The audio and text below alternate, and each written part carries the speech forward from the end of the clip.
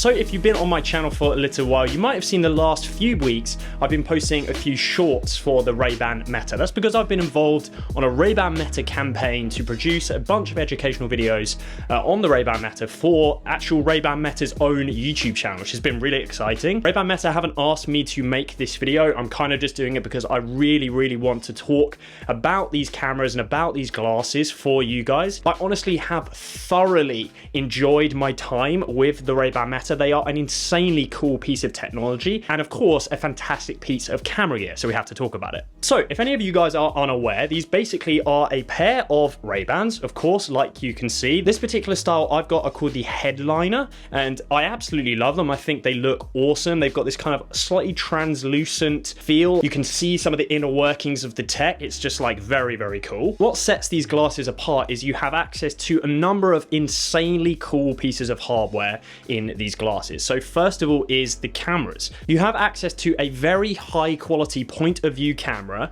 that if you kind of put on just like this, you have a capture button in the top right hand side of the camera, and I can literally go just like that and that's taken a photo. I can even go, hey Meta, take a photo.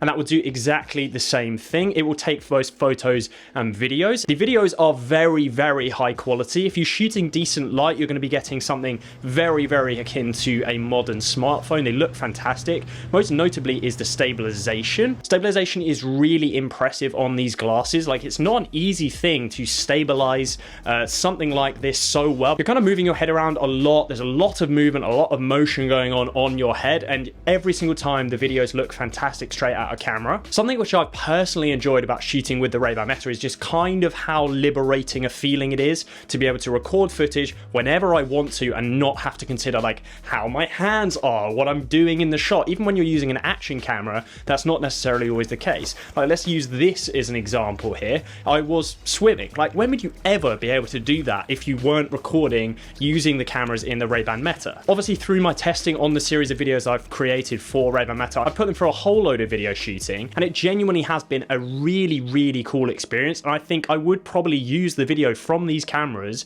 for the odd professional job if I had particular use for it. Like, I've recently shot a tennis campaign, and actually the ability to have point of view tennis shots would be genuinely really useful. All right guys, we're here on my very noisy balcony while I'm abroad for a job. I was going to voice over this section, but I've actually decided to just shoot it using the Ray-Ban Meta, so I'm filming with these glasses right now, and it'll also serve as an audio test. I personally haven't found shooting photos very useful on these glasses, because for the most part when I'm actually wanting to shoot photos, I find it very easy to whip out my phone, take a shot. I'm rarely without my phone, and in that instance I've actually found the video functionality so much more useful than the photo functionality. That's not to say you might not find the photos useful, but for me personally, the videos has been massively significant and the photos less so. Another example I've got here is shooting behind the scenes. So like, I've used this already quite a lot, and you guys have seen footage shot on the Ray-Ban Metas here on the channel for my Fujifilm videos that I've done,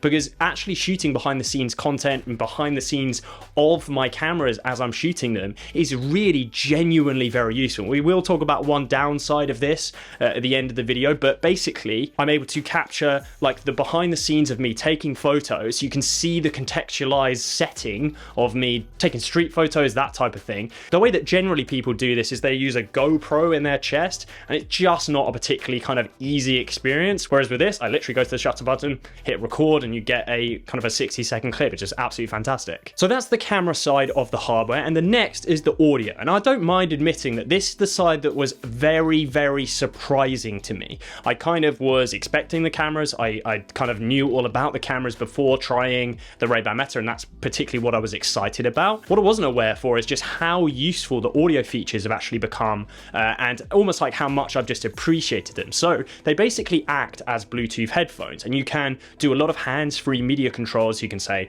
hey Meta, play some music or something like that, and it's going to do a lot of that for you. But basically the audio experience is super cool. They've got these Hawk Hawkeye speaker designs, and basically what it will do is they're an open ear audio experience, as you can see, but basically what that means is that you're getting high quality audio that isn't really bleeding to people around you, which is impressive in itself, but you don't have headphones in, and I found that particularly interesting and useful. I never owned open ear headphones before. They don't use bone conduction either, which I know is another popular route for open ear audio experiences, but the fact is you can listen to high quality media without having headphones in, which is really useful for when you're traveling around cities, particularly when you're cycling. I found that particularly useful because you obviously want to be aware of the roads around you, that type of thing. Like I said, this has thoroughly impressed me in terms of performance. I genuinely wasn't expecting to enjoy the audio kind of Bluetooth headphones aspect as much as I have. Another thing I've really loved is just how true to the kind of Ray-Ban style and Ray-Ban brand they've been, and I think that's a really, really good choice. Obviously,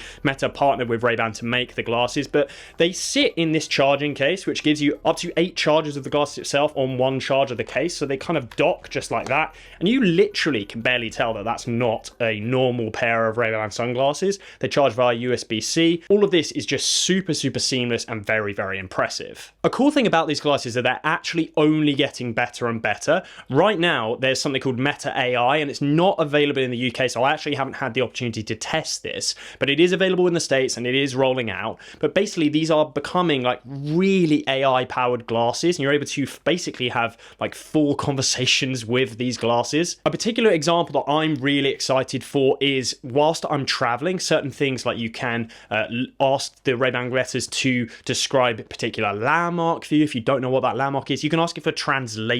I'll show you an example here. Hey Meta, look and tell me what this meme says in English. Sure. Here's what the text in the image says in English. Hey instructor, can I take my protein to the gym? Yeah, of course. No problem. Hey Meta, look and tell me what pants to wear with this shirt. Based on the image, it appears to be a striped shirt. A pair of dark washed jeans or solid color trousers would complement this shirt well. So that they actually start becoming like insanely useful pieces of kit. Probably more so than almost like things like the Vision Pro or anything like that. They genuinely are going to start adding to your life in quite a significant way without particularly detracting, because they realistically are just a pair of sunglasses, which is really, really sick. Like I said, I don't have access to this at the moment, but I'm thoroughly excited to test it as soon as it rolls out. So with all of that good out of the way, and my experience has genuinely been so positive with these glasses, I think they are an insanely cool piece of technology and piece of additional camera gear. There are a couple of considerations that I do think need to be noted. First of all is the fact that they only shoot in portrait orientation right now, and I think this is hopefully something that I don't know whether they could update in a firmware update, or maybe down the line giving people access to a new version with 16:9, so widescreen formats. I just think that potentially limits the type of video production you can actually do with these glasses. Obviously, they are designed for sharing on social media, but not everyone produces videos in kind of a 9:16 vertical format. I myself, like I've had to put borders over across all of the videos used for the campaign, because the videos I've been making are for YouTube and not for Instagram. And the next would be that along the same lines, you can only record for up to a minute of video on the Ray-Ban Meta, and that is just a consideration. That's not as significant as the 16:9 thing for me. I think there's rarely cases where I want to record more video, and you get good audio feedback in terms of it telling you whether it started or stopped recording, so you're not going to kind of forget and think you're rolling when you're not. I think this one might actually be restrictive to the amount of data going through. They obviously don't have a fan, so I think there's probably thermal issues, so they're kind of just trying to keep things cool by limiting the amount of video they can record. So obviously, having tested these cameras a lot and worked on a kind of a campaign for Ray-Ban Meta themselves, what do I actually think? Like, I think these cameras are insane. I genuinely think they're one of the cooler pieces of tech that I've reviewed and covered in the last few years. I think they're super innovative. Like, I took them out in a family gathering, and I just kind of like told people what they did and what they got. They literally got passed around each individual person. They were taking photos of them. Like, it's genuinely a very, very cool product. I think where Ray-Ban have had a massive win, to be honest, is the pricing. So the fact is that these glasses are like I said, a pair of Ray-Bans that would anyway cost you in the region of £200, $250. This particular pair of glasses were £329. So they are genuinely very, very competitively priced for the amount of tech that you've got in there. I think if you compare that to any other kind of like real smart glasses or VR, AR experiences, they are super competitively priced. And it gets even better of a deal when you consider the fact that they are actually genuinely a pair of nice sunglasses. So there we have it. That's my experiences with the Ray-Ban Meta smart glasses. I'd love to know what you guys think of them. Like, I think they're just such an interesting product. So hopefully you guys do have opinions and thoughts. But anyway, I'll catch you next time.